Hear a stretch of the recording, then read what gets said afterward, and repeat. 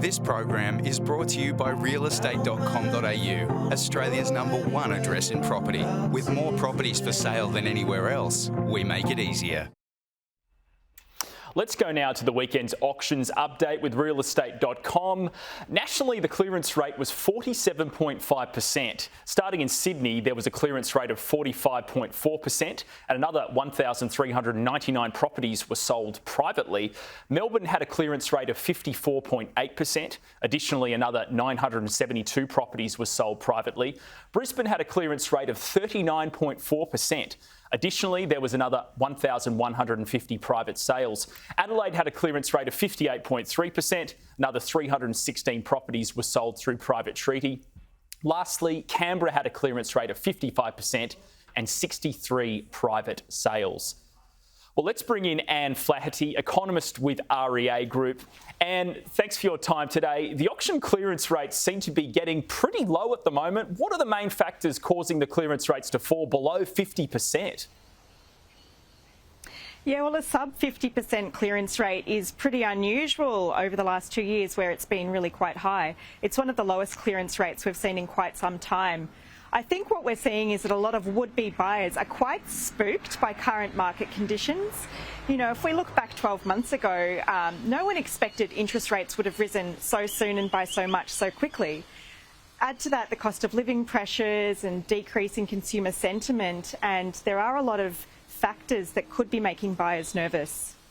Yeah, clearance rate of around 45% for Sydney seems really low, but just nationally, how low historically is a sub 50 clearance rate? Look, we don't normally see a clearance rate below 50%. Often it is hovering a bit above that. It is, you know, as I say, I think a challenging time for a lot of people trying to work out, you know, whether now is a good time to buy, particularly because there are a lot of forecasts out there that are predicting property prices could decrease further. So it's possible that a certain cohort of buyers are also looking to bide their time and wait to see if property prices come down further. Yeah, we've got the Reserve Bank making its cash rate decision tomorrow. How much do you think that decision is playing on the mind of buyers?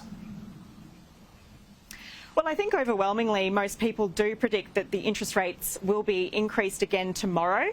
The question is then, you know, how soon again until the next increase? How far will rates increase? So buyers have to think about not just how much the cost of a mortgage is going to be today. They need to think about how much they can afford to service, you know, in 12 months down the track at a time when no one's really sure how far the Reserve Bank is going to take interest rates.